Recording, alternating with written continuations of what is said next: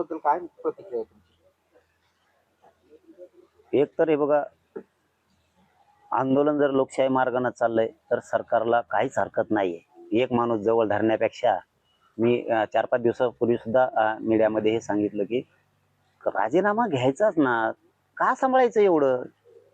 काय मोदी साहेबाला काय विशेष आहे एवढं? अमित शहा साहेबाला काय विशेष आहे एवढं? की ते एक कोण आहे त्या प्रधानाला त्याला काढायचं काय? कशामुळं आवडीतं तुम्ही विनाकारण? जर करोडो लेकरांचं राज्यातल्या वाटोळं झालंय तर ते सुद्धा मतदार आहे तुमचा, त्या लेकरांचं वाटोळं होतंय तर तुम्ही ते होऊ नाही द्यायला पाहिजे. हे माझं ठाम मत आहे त्याबद्दल. केंद्रीय शिक्षण मंत्री धर्मेंद्र प्रधान यांच्या राजीनाम्यासाठी आंदोलन सुरू आहे, व्हायला पाहिजे की नाही राजीनामा?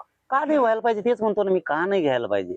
का सांभाळायचं? जर पोरांचं वाटोळं झालं देशातल्या तर मोदी साहेबांनी 100% त्याला त्या पदावरून हटवलं पाहिजे, 100% हटवलं पाहिजे. आज आंदोलकांवर लाठीचार्ज झालेला आहे. अश्रू धुवाच्या नळकांना देखील फोडल्या गेल्या. आंदोलन चिघळण्याचा प्रयत्न केला गेला असं बोललं जातं. मी एक सांगतो की आंदोलन दडपणं हे काम सरकार कधी पण करतं. आजच नाही, इथून पाठीमागचे अनेक अनुभव आहेत की सरकारच्या वतीने ती गोष्ट होतीच, 100% ती केलीच जाते. आपण ठाम राहायचं असतं, आपण लढायचं असतं, आपण अन्यायाच्या विरुद्ध लढायचं असतं. आणि देशातल्या लाखो लेकरांचं जर वाटोळं झालं असेल तर सरकारनं सुद्धा त्या मंत्र्याचा राजीनामा 100% घेतला पाहिजे.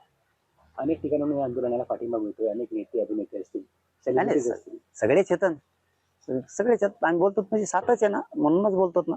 म्हणजे आपला पण या आंदोलनाला पाठिंबा. सात आहेच ना, नसतं तर आम्ही बोललोच नसतो ना. कारण ते वयस्कर आहेत बसलेले, काय नाव आहे, ते सोनम भाऊ बसले, ते अवयस्कर आहेत, त्यांना साथ दिली पाहिजे सगळ्यांनी. आपल्या सोबत असणार. हो, ते वयानं जर इतके वयस्कर आहेत आणि उपोषण करतायत तर सरकारने विनाकारण त्यांच्या हालापेक्षा नाही केल्या पाहिजे. त्यांचं म्हणणं काय, चर्चा केली पाहिजे सरकारनं, त्यांचा तोडगा काढायचा प्रयत्न केला पाहिजे. त्यांचं वय खूप आहे, इतका वयस्कर माणूस आपल्या देशात जर गोरगरिबांच्या लेकरासाठी उपोषणला बसतोय तर त्याची चर्चा करून दखल घेतलीच पाहिजे. इतकं बेदखल करायचं काम सरकारकडून नाही झालं पाहिजे. आंदोलकांनी आज संसदेवर जाण्याचं सांगितलं होतं.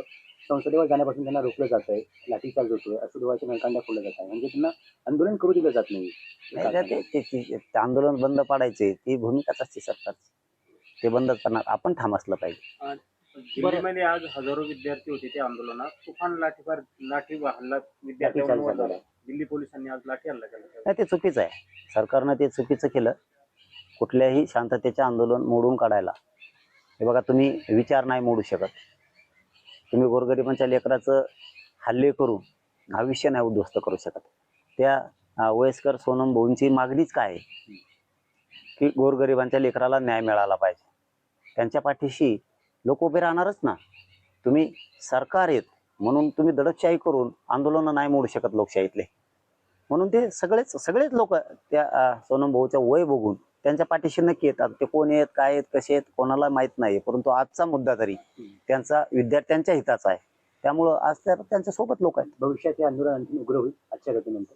उग्रने न्याय नाही मिळणार. आम्ही सुद्धा आंदोलन करून येत, उग्रने न्याय नाही मिळणार. आपलं असंच लोकशाही मार्गानंच, जे सोनम भाऊ करतायत त्या पद्धतीनंच लोकशाही मार्गानं केलं पाहिजे. न्याय 100%. Press the bell icon on the video and never miss another update.